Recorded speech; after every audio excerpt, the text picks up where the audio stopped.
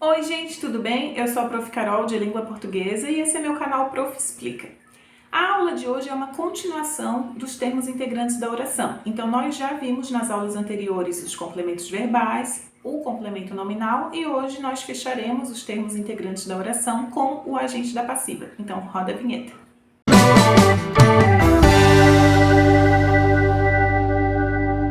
Antes de começarmos, vamos ver o conceito de agente da passiva, né? O que é o tal do agente da passiva? Então, o agente da passiva é o complemento que, na voz passiva com auxiliar, ele designa o ser que pratica a ação sofrida ou recebida pelo sujeito.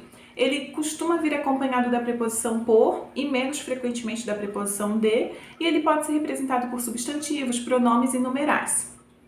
Para que vocês entendam melhor o agente da passiva, é importante relembrar duas coisas: a voz ativa e a voz passiva. Eu já tenho aula sobre isso aqui no canal, eu vou deixar o card para quem ainda não assistiu, a aula de vozes verbais, né? Então lá eu explico a voz ativa, a voz passiva, a voz reflexiva, tudo certinho.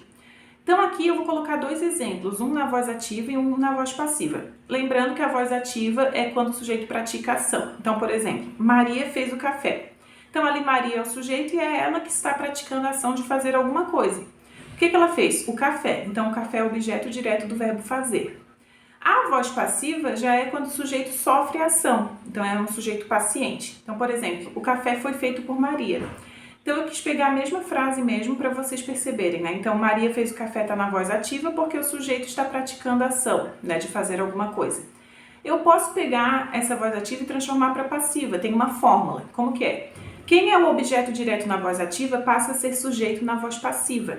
Então ali o café agora é o meu sujeito.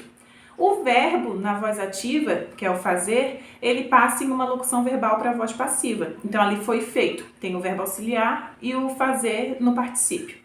E quem era meu sujeito na voz ativa passa agora a agente da passiva na voz passiva, por isso que é agente da passiva. É o ser ali, é o termo da oração que está agindo quando a minha frase, a minha oração está na voz passiva, por isso que é agente da passiva, tá?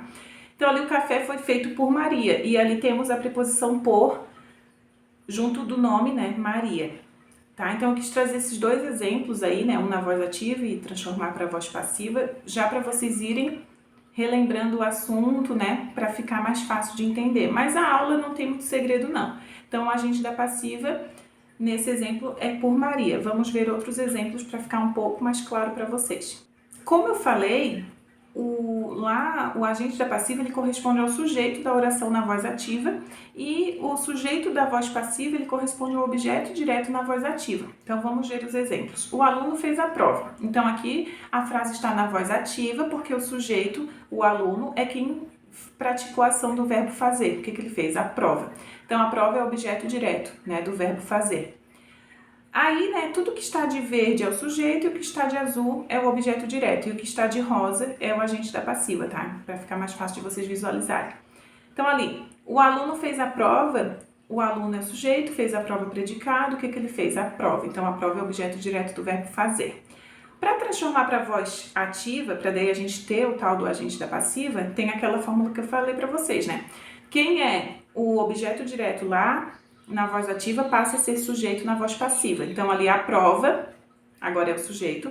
O verbo, ele vai numa locução verbal. Então, foi feita, né? Porque tem o verbo auxiliar mais o fazer no particípio, foi feita. E o sujeito lá, o aluno, passa agora na voz passiva a ser o agente da passiva. Então, ele que fez a prova, né? Então, a prova foi feita pelo aluno. Então, ali pelo aluno é o meu agente da passiva. Outro exemplo. Os dois fizeram a prova. Então, eu botei exemplos bem parecidos porque eu quero mostrar para vocês que eu falei que ele pode ser substantivo, pronome ou numeral, né? Que o agente da passiva ele pode ser representado por substantivo, pronome ou numeral. Então, ali, pelo aluno, no segundo exemplo, aluno é um substantivo. Então, o agente da passiva está sendo representado pelo substantivo aluno.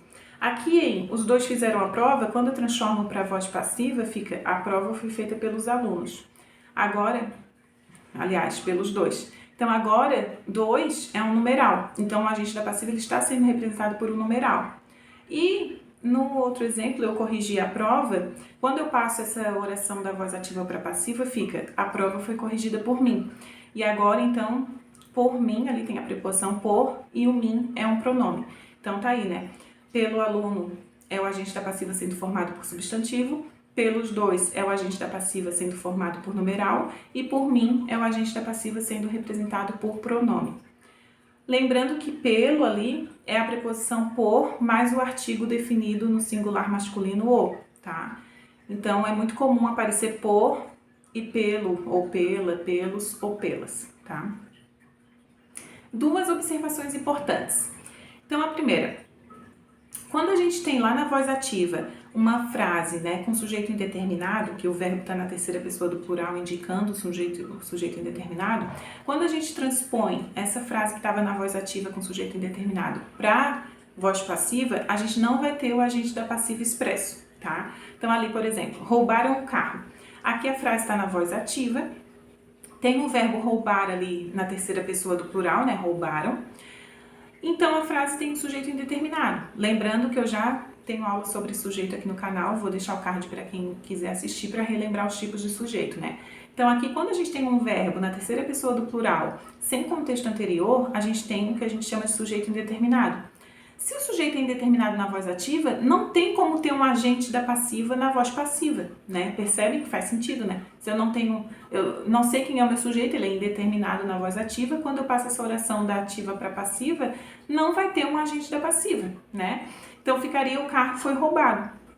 Então, né, quem era o meu objeto na voz ativa passa a ser sujeito, mas o roubar ali está na locução verbal, né? Foi roubado, mas não tem um agente da passiva. Por quê? Porque lá na voz ativa o meu sujeito era indeterminado. Então não tem como, né, colocar um agente da passiva aqui. E outra observação é que na voz passiva pronominal, né, ou sintética, não se declara o agente também. Então, por exemplo, aumentaram os salários. Aí a frase está na voz ativa, né?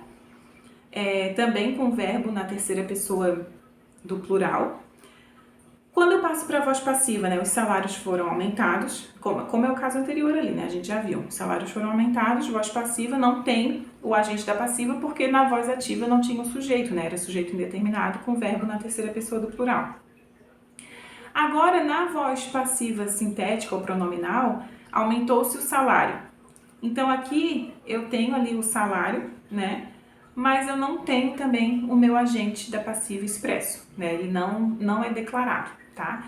Isso é mais para vocês terem uma noção, mas o que importa é que vocês consigam sempre transformar da ativa para passiva ou da passiva para ativa e consigam identificar quem é o agente da passiva, tá? Ele, como eu falei para vocês, né? Ele vai ser quem era o sujeito na voz ativa, tá? Ele continua sendo o mesmo, tá? Só que ele muda de função. Em vez de ser sujeito, agora na voz passiva ele é agente da passiva. Então, quando a gente for fazer análise sintática, eu não vou mais classificar como sujeito se eu estou agora tendo ali um agente da passiva. Então, ele é agente da passiva mesmo, a classificação dele, tá? Então é isso, a aula de hoje não tem muito segredo, não tem muita coisa, né? Ela é mais curtinha mesmo. É só importante vocês saberem bem a voz ativa, a voz passiva, saber, né, que dá para transformar da ativa para passiva ou da passiva para ativa, mas que quando eu vou transformar da ativa para passiva, eu tenho que ter verbos transitivos diretos. Por quê? Porque quem é meu objeto direto na voz ativa passa a ser meu sujeito na voz passiva. Então eu tenho que ter um objeto direto na voz ativa para poder fazer essa transposição da ativa para passiva. Então é isso, até a próxima. Divulguem esse vídeo, inscrevam-se no canal, curtam, compartilhem, comentem e não deixem de acompanhar as próximas aulas. Tchau!